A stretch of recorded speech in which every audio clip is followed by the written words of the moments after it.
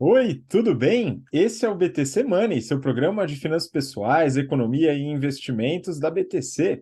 Meu nome é Gustavo Habib, eu sou instrutor de negociação e comunicação, e no episódio de hoje falaremos sobre os FIINFRAs, Fundo de Investimentos em Infraestrutura. A gente vai falar um pouquinho sobre esse produto, talvez não seja tão conhecido por você que está acompanhando a gente aqui ouvindo ou assistindo pelo YouTube. E a gente vai falar um pouco sobre como funciona a negociação, vamos dar alguns exemplos de FIINFRAs no mercado e algumas características do produto para você ver se faz sentido avaliar na montagem da sua carteira, sempre com aquele cuidado que a gente coloca aqui quando você vai montar a sua carteira de investimentos, cuidar daquele seu dinheirinho guardado, é muito importante você ter alguém para te ajudar, alguém que consiga se aprofundar no seu perfil de investidor ou de investidora para poder ajudar na melhor decisão possível. E você, cabe a você também estudar bastante para entender sobre o assunto e a gente está aqui para ajudar.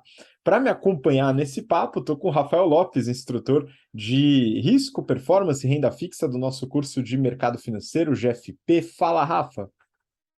Fala pessoal, prazer estar com vocês novamente. Bora lá, mais um BTC Money.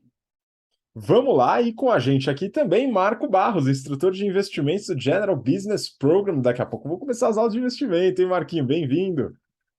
É isso aí, grande Habib. Olá, mestre Rafa. É sempre uma honra, um prazer estar aqui com vocês nesse episódio número 129. Vamos para cima, vamos que vamos. Muito bom, é isso aí, pessoal. E bom, a gente vai falar dos FINFRAs que são negociados aqui no Brasil, mas você já sabe, ou já deve desconfiar, pelo menos, que é muito importante avaliar, colocar uma parcelinha da sua carteira em ativos no exterior, tá? E de preferência aí com moeda forte, lá em dólar, né? Uma partezinha sempre vale a pena. Qual é a parte? Aí vai aquela dica de você analisar o seu perfil de investidor ou de investidor. Mas para poder colocar essa partezinha lá fora, você pode contar com a Nomad. A Nomad foi a primeira empresa a possibilitar conta em dólar aqui para o público brasileiro como um todo, e você pode investir com segurança em ações lá fora, né, através das bolsas americanas, os tais REITs, que são os fundos imobiliários lá nos Estados Unidos, né, com algumas diferenças, e também títulos do Tesouro Americano, que agora estão bombando mais do que pastel na feira em época de eleição, hein, pessoal? Mas é muito importante vocês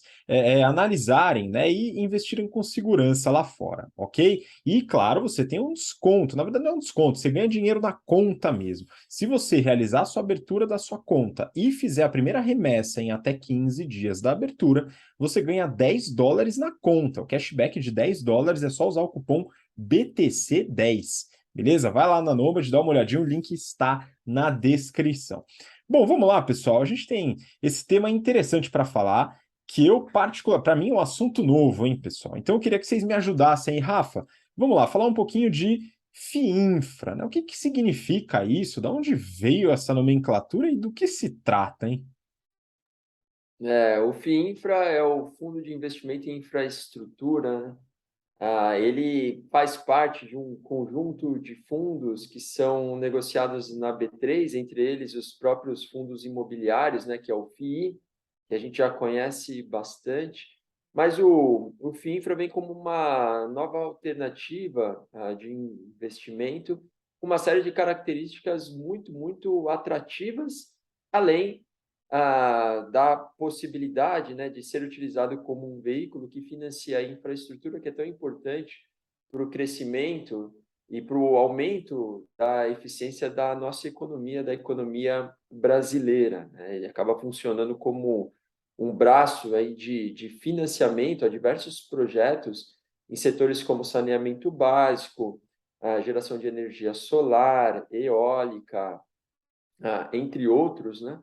Ah, só que através do recurso do investidor privado. Então, além das grandes vantagens de investimento nesse veículo que a gente vai discutir aqui, conversar um pouquinho hoje, no que diz respeito aos ganhos potenciais, ainda tem também esse lado que é muito bacana de financiamento a setores que são muito importantes para o nosso país.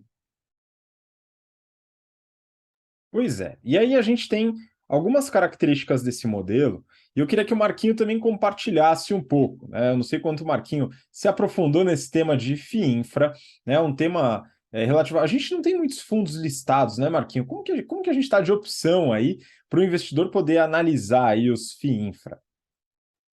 Mas, Habib, sendo sincero, também era um assunto que eu pouco conhecia. O Rafa trouxe para a mesa aqui para a gente estudar um pouquinho mais. E eu acho que é uma excelente estratégia que a B3 tem feito de diversificar os investimentos, né? Ou os acessos a investimentos, não só ações, mas a vários outros tipos de classes de ativos, né? Como os FIIs, fundos de investimento imobiliário, que a gente fala bastante aqui no nosso BTC Money, FIPs, FIAs. Fundos setoriais, tem um outro também que no futuro a gente pode falar, Rafa, que é o FIM Infra, né? Fundo de Investimento Multimercado Infra, mas o FIAGRO, que a gente já falou um pouquinho, e hoje a gente vai falar um pouquinho do FII Infra, né? Os Fundo Incentivado de Investimento em Infraestrutura, FII Infra. Hoje a gente tem, Habib, 9 fundos listados na Bolsa Brasileira, na B3, da Bocaína Infra, BTG Pactual Dívida Infra, Capitânia, um fundo do Banco Inter, um dos maiores, que é do Itaú, IFRA 11, né? Itaú Fundo de Investimento em Cotas, e o Quineia, que também é o segundo maior, o primeiro maior, entre os dois maiores, é o Cadif 11, bastante conhecido. Além disso, para finalizar a lista, né, não deixar ninguém de fora, são só 9, a gente tem o RBIF 11, da Rio Bravo, Juro 11, da Esparta, do Fundo Esparta, e para finalizar, XPID 11 da XP, um fundo de investimentos um fundo incentivado de investimento em infraestrutura. Antes de passar a bola para você, a Bibi, falar porque que eu fico bastante feliz em ter acesso a esse tipo de investimento, né? Normalmente as debêntures, ou seja, quando uma empresa ela precisa de grana, né, e ainda mais numa parte tão importante para o nosso desenvolvimento que é a parte de infra, ela pode captar grana através de emissão de ações, né? Então, através da inclusão de novos sócios ou através de dívida. Né? E aí a dívida, quando uma empresa pega uma dívida, ela pode pegar a dívida num intermediário bancário, através de bancos, mas principalmente através de investidores finais, né? E aí elas emitem as famosas debêntures. E o que esses fundos fazem, a Bibi, nada mais é do que auxiliar os cotistas na compra dessas debêntures, ou seja, colocando o dinheiro diretamente lá na economia real, lá na infraestrutura. E por que eu acho muito legal esse tipo de classe de ativo, Habib? Principalmente por causa da liquidez. Porque é o seguinte, se eu quero investir numa empresa de infraestrutura que vai trabalhar, vai pegar o dinheiro e investir lá em usina eólica, né? Então, pô, vai analisar qual que é o melhor local, comprar o terreno, mandar importar lá as turbinas, tal, construir. Cara, até isso começar a gerar dinheiro, sei lá, 3, 5 anos, né? Então, uma coisa que as debêntures têm, uma característica das debêntures, normalmente, é que elas são ilíquidas, ou seja, você só recebe isso, normalmente, lá no final, no vencimento, né? E esse tipo de ativo, podendo ser negociado em bolsa, tira esse problema das debêntures, né? Ou seja, você consegue comprar ali uma cota de um fundo, né? E se amanhã você precisar, você pode simplesmente vender essa cota para outra pessoa. Você ganha essa liquidez, está aí, porque eu estou olhando com bons olhos essa classe de ativo. Pois é, eu ia até comentar um pouquinho sobre as debêntures, né? Mas você já fez um preâmbulo perfeito aqui.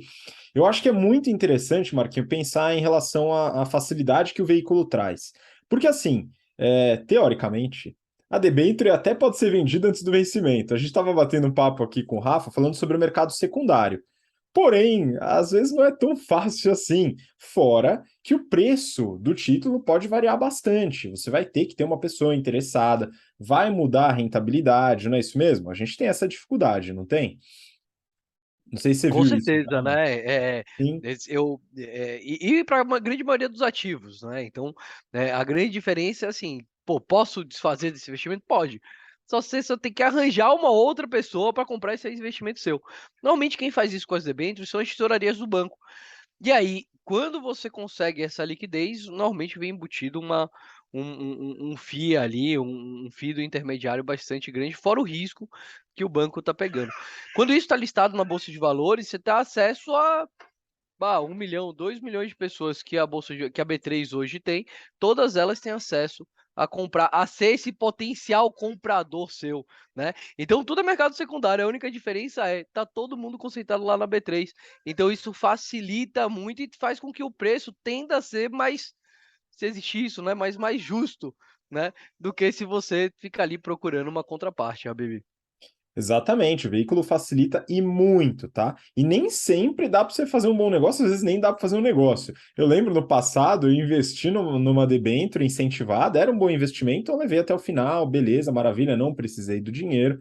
Se eu precisasse, talvez seria um outro problema, mas eu fiz um outro investimento, né? Grande caça-níquel, que foi um COI péssimo que eu comprei no passado, ainda não tinha feito o curso, não tinha feito as aulas do Marquinho, do Rafa, e aí a liquidez era inexistente. Então eu acabei me ferrando, né? Enfim, faz parte, né? São coisas da vida. De qualquer maneira, né, o aprendizado ele veio. Mas é legal essa característica que você pontuou do novo veículo. E aí, Rafa, acho que vale a pena até a gente comentar um pouco sobre como que o FIINFRA organiza essas debêntures, né? De certa forma. Talvez você puder trazer aí algum exemplo de algum desses FII infra que estão listados na B3. Lembrando, hein, pessoal, aqui a gente não faz nenhuma recomendação ou desrecomendação de investimentos. Toda vez que a gente cita alguma ação, fundo, algum produto, é de forma didática, ilustrativa, para você poder analisar com mais conhecimento, ok? Vamos lá, Rafa.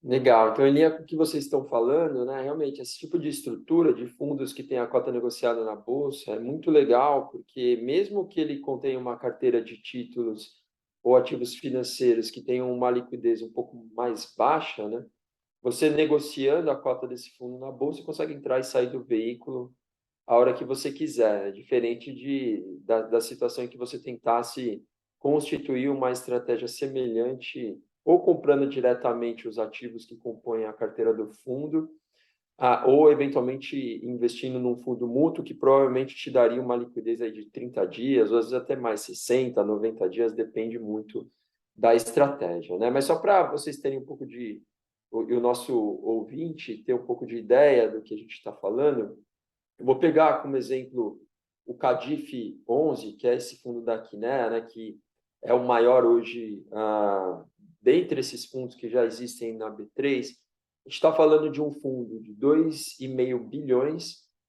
de patrimônio líquido, com uma cota de mercado hoje negociada mais ou menos em torno de R$ 135. E o bacana é que esse fundo ele tem um volume médio negociado de 2 milhões de reais. Portanto, para o investidor de pessoa física, é razoável imaginar que está mais do que bom, né? É difícil alguém girar mais do que 2 milhões. A gente pode fazer uma conta de uns 30% mais ou menos disso para entender qual seria uma liquidez que você conseguiria girar num dia. Uns R$ 600 mil aproximadamente, você consegue entrar ou sair do fundo sem grandes problemas, sem provocar grandes mudanças, né, no que seria o valor da cota negociada em bolsa, né? E aí, por ter essa característica, você sempre compara a cota de mercado com a cota patrimonial. Isso é uma coisa, é um primeiro item que sempre tem que ser observado, porque quando você entra, né, numa cota de mercado abaixo do que é a cota patrimonial do fundo, você consegue ter uma margem de segurança maior. Recentemente, esses fundos têm sido negociados a uma cota de mercado um pouco acima da patrimonial, então tem que fazer um pouco de conta aí para entender quanto isso significaria de uma potencial, né, do potencial ajuste em termos percentuais, ou seja, impactaria um pouco a rentabilidade no longo prazo, mas é sempre aquela coisa, a cota patrimonial é você pegar todos os ativos que compõem a carteira do fundo e dividir pelo número de cotas. No caso do Cadif, do último relatório que eles divulgaram, R$ 130,45. E a cota de mercado, no fechamento de julho, R$ 135,70. Então, a gente está falando de mais ou menos aí quase 2% de prêmio que você pagaria para conseguir comprar essa cota em relação à cota patrimonial, né? Mas vamos lá, algumas outras características muito legais desse tipo de veículo essa carteira é formada por 29 emissões, sendo que 58% são créditos AAA. Olha que loucura, né? Porque você consegue pegar o seu dinheiro, às vezes você coloca lá, sei lá, comprar uma cota, R$ 135. Com essa cota que você comprou, você está entrando numa carteira extremamente diversificada, 29 emissões, e ainda com mais da metade dos créditos, com um rating muito alto, que é o AAA. Imagina você tentar replicar isso comprando as debêntures. É virtualmente impossível, né? Como é que você vai com R$ 135 comprar uma carteira que tem 29 emissões de debêntures incentivadas e ainda mais da metade delas crédito AAA? Impossível. Essa carteira é uma carteira que tem 7,9% de juro real, né? 7,9% mais IPCA de yield médio das debêntures, com 6,2 anos de duration. Então, isso é muito bacana, porque, primeiro, a gente está num momento de juros bastante altos, fazia tempo que a gente não via um juro médio assim, na casa dos 8% no crédito privado. Então, sem dúvida nenhuma, muito atrativo. E 6,2 anos de duration é legal porque você consegue alongar a sua carteira. Então, se você é uma pessoa física e está buscando, né, fazer uma alocação dentro ali de um asset allocation, né, colocar uma parte da sua carteira olhando mais para médio e longo prazo, que é muito importante, inclusive até para termos, né, de uma busca de um objetivo de independência financeira, alguma coisa do gênero, 6,2 anos de duration é muito bacana, que não é um prazo tão curto, né? Você consegue alongar um pouco o prazo de uma parcela da sua carteira alocada, né?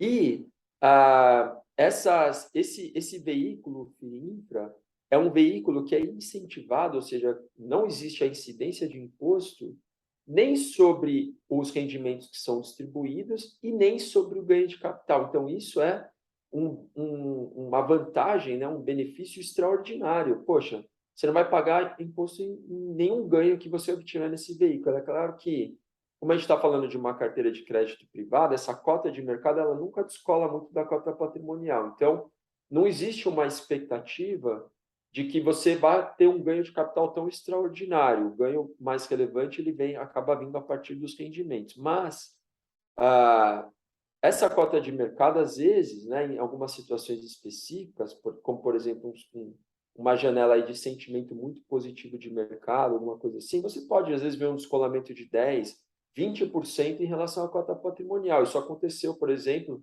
com os fundos imobiliários antes da Covid, né, que a gente estava num momento de mercado muito pujante aqui no Brasil, e os fundos imobiliários descolavam muito do que era a cota, o valor patrimonial. Aqui, como é uma carteira de liquidez, você precifica melhor o ativo na carteira, né? Esse descolamento não pode, às vezes, ele é um pouco mais difícil de acontecer, ainda que se você tiver uma expectativa de fechamento de juros na curva, ou seja, queda dos juros, o que resultaria numa marcação a mercado, né? Dessas debêntures mais para cima, às vezes você tem um mercado antecipando, essa cota de mercado pode subir muito antes. E aí o cara que tem alocação, se ele eventualmente sair, esse ganho de capital ele não paga nenhum tipo de imposto, né? Então, é uma coisa também muito legal, uma vantagem incrível. E só para fechar, um último item importante dessas colocações é que esse fundo, o FIINFRA, ele não, diferente do fundo imobiliário, né, ele não tem lá aquela regra de distribuir 95% dos rendimentos no semestre, e os fundos imobiliários costumam fazer distribuições mensais, né? Mas os gestores desses fundos, tanto a Quiné, quanto Itaú, quanto os outros e que o Marquinho trouxe, até para um ponto de vista de competição, ou seja, para fazer com que esse veículo se torne mais atrativo, eles também têm pago rendimentos mensais, o que faz com que eles sejam mais parecidos com os fundos imobiliários, ou seja, não há obrigação, mas na prática esses rendimentos estão sendo pagos todos os meses, né? O último item importante, só para também acho que isso é legal ressaltar, como essas carteiras de debêntures incentivadas, todas essas debêntures são IPCA+, em cenários que você começa a prever uma queda de inflação, como aconteceu agora no mês de julho, né, que o IPCA divulgado foi menos 0,68, se eu não me engano, alguma coisa assim, mas acho que foi menos 0,68, o rendimento cai um pouco, né, desses fundos. Então, só para vocês terem uma ideia, esse fundo estava pagando na média aí de um rendimento de 1,6 por mês e em julho caiu para 0,64 por conta dessa queda do IPCA, mas a tendência é que a inflação volte a subir um pouco, então ele deve regularizar esse pagamento de dividendo. Estou falando do CADIF especificamente, mas acontece com os outros fundos também, né? Então você vai pegando essa dinâmica, entendendo mais ou menos o pagamento do rendimento mensal como uma parcela, né, do juro real e uma parcela do IPCA. O IPCA está caindo um pouco, pode ser que numa pequena janela ali ele se torne um pouco menos atrativo, mas sem dúvida nenhuma esse fundo para alocar, né, entrar nele e permanecer é um fundo realmente incrível e que bom que a gente está tendo esse tipo de possibilidade de investimento no mercado brasileiro. Pois é. Algumas coisas que você falou, Rafa, me lembraram bastante os fundos imobiliários de papel, né? Onde boa parte deles, o valor descola pouco do valor da cota, né? O preço da cota descola pouco do valor patrimonial por cota. Hoje está abaixo, boa parte desses fundos, mas como você falou, antes da pandemia, eles estavam um pouco esticados, mas em geral não variam tanto assim. E eles distribuem altos rendimentos, e a carteira, no caso dos FIIs de papel, grande parte, ela é diversificada em CRAs, que são veículos, ou CRIs, né, no caso CRIs, que são veículos um pouco mais difíceis, né? A gente não consegue ter acesso a tantos CRIs assim com um valor tão pequeno investido, né? Então acho que é uma característica em comum, e aí tem algumas diferenças que você citou que são interessantíssimas aí como uma forma de diversificação de carteira, né? Então um veículo razoavelmente novo, que já tem, como o Marquinho colocou aqui, 9 fundos listados, a grande maioria de gestoras bastante conhecidas, então existe uma credibilidade por trás e vale com certeza analisar para colocar na sua carteira. Agora, Marquinho, a pergunta aí para a gente encaminhar para o final. Baseado naquela análise que eu sei que você gosta de fazer, que é o investimento por objetivos, né? E aí, o que a gente faz com esse negócio? Em qual objetivo ele se encaixa? Podemos colocar na nossa parte de investimento ali, de reserva de emergência, Marquinho? De reserva de emergência, né? Existe o risco, né? Assim como todos os investimentos, e no caso do investimento em títulos privados, né? Como é o objetivo fim desses fundos, sempre há um risco de uma recessão da empresa quebrar lá na ponta, né? Ou seja, estou fazendo aqui uma usina hidrelétrica e no meio do caminho aconteceu um risco e a usina quebrou e eu não consegui pagar os meus credores, né? Ou seja, existe sempre o risco. Esse risco, quando você compra uma debênture direto, ele é maior, um pouquinho maior, do que se você investe num fundo que está lá investindo em 30, 40 empresas diferentes, né? Então, se uma delas quebrar, você ainda consegue tá ali, ter o seu risco diluído. É óbvio que para o colchão financeiro, lá para aqueles meses de conta paga, é melhor deixar uma renda fixa tranquila, pós-fixada, né? Até porque existe riscos nesse tipo de investimento, como risco de liquidez, existe o risco. Hoje eles são tem alguns fundos desses que são super bem negociados. O Rafa trouxe mesmo da Quineia, mas pode existir o risco dele do dia para noite parar de ser negociado. Tem um risco de liquidez. Existe ainda o risco da própria taxa de juros, né? Vamos supor que daqui para frente a taxa de juros aumente ainda mais, né? E a maioria das debêntures que estão na carteira desses fundos acabarem tendo uma redução do valor de mercado atual. Isso tudo são riscos, né, Habib? Eu gosto muito estou aprendendo agora, né, basicamente esses fundos de investimento de infraestrutura, incentivados de infraestrutura, e já estou adorando para vários objetivos, tá, Habib? Por quê? Porque a maioria das debêntures aqui no Brasil, elas têm uma estrutura de pagamento ao investidor de juros real. Ou seja, normalmente quando a gente investe numa debênture, ela vai me remunerar IPCA ou algum outro índice de inflação, mas normalmente o IPCA, mais um juros real, né? Mais alguma coisa.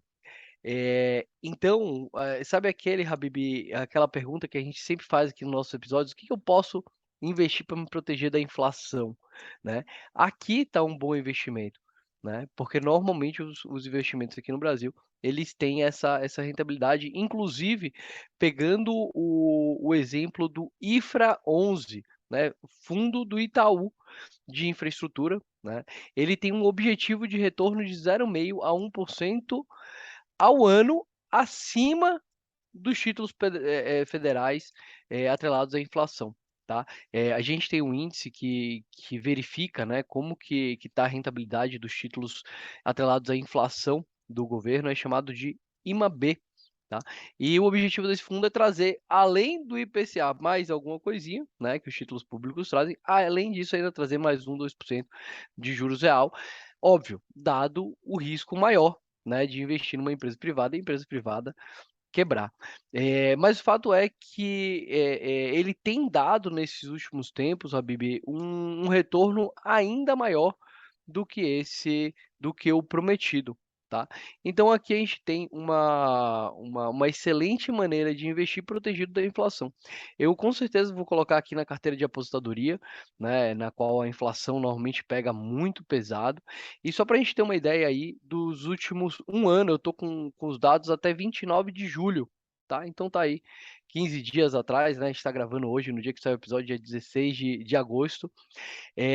Do começo de março de 2020, de janeiro de 2020 até julho de 2022, o IMA-B, né, que é o indicador da remuneração dos títulos públicos atrelados à inflação, rendeu, nesse período, 8,83%, enquanto que, se você tivesse comprado uma cota desse fundo lá em janeiro de 2020, hoje o seu dinheiro já teria te rentabilizado 26,71% em relação ao valor de mercado, tá, Rafa? Se eu tivesse vendido ela.